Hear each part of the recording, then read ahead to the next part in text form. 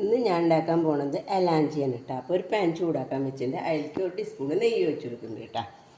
നെയ്യൊന്ന് ചൂടായി വെക്കാം കേട്ടോ. നെയ്യ് ചൂടായിട്ട് അപ്പോൾ കുറച്ച് അണ്ടിപ്പരിപ്പ് ഇട്ട് കൊടുക്കാം കേട്ടോ. ഒന്ന് ചൂടായി വരട്ടെ കേട്ടോ.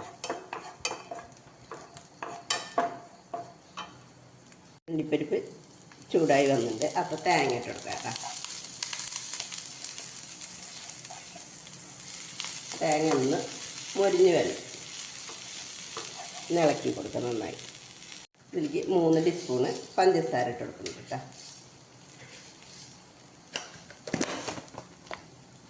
നന്നായി ഇളക്കി കൊടുക്കാം.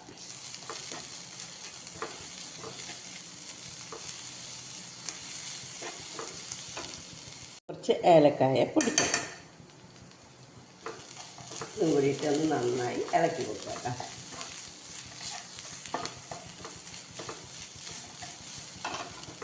തേങ്ങയൊക്കെ നന്നായി മൊരിഞ്ഞ് വന്നിട്ടുണ്ട്. അപ്പോൾ നമുക്കിത് ഓഫാക്കാം കേട്ടോ.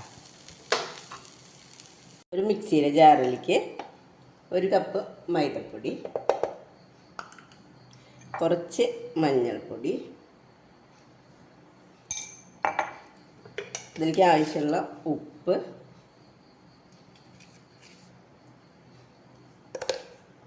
ഒരു മുട്ട കേട്ടോ.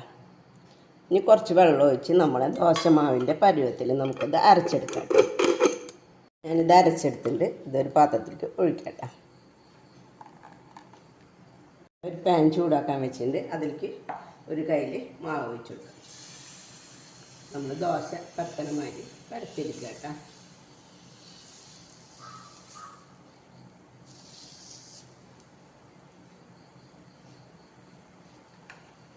ഇതൊരു ഭാഗം ആവട്ടെ. ഒരു ഭാഗം നമുക്കൊന്ന് മറിച്ചിട്ട് കൊടുക്കാം കേട്ടോ. ഈ വശം കൂടി ആവട്ടെ. നമുക്കിത് എടുക്കാം കേട്ടോ.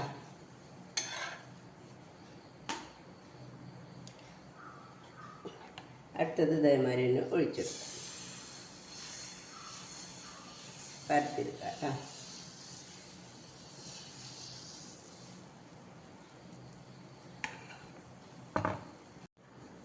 ഈ ഇതിലേക്ക് നമുക്ക് തേങ്ങ അണ്ടിപ്പരിപ്പ് ഇതൊക്കെ ആക്കിയത് വെച്ചെടുത്ത് ഒന്നിങ്ങനെ മടക്കുക. ഈ 2 സൈഡിൽ നിന്ന് ഇങ്ങനെ മടക്കി കൊടുക്കുക. ഇത് എലാഞ്ചി റെഡി കേട്ടോ. ഇതേപോലെ ഞാൻ എല്ലാതും ചുട്ടെടുക്കട്ടെ കേട്ടോ. ഇത് ലാസ്റ്റത്തെ കേട്ടോ. ഇങ്ങനെ മടക്കുക, സൈഡിൽ നിന്ന് ഇങ്ങനെ പിടിച്ച്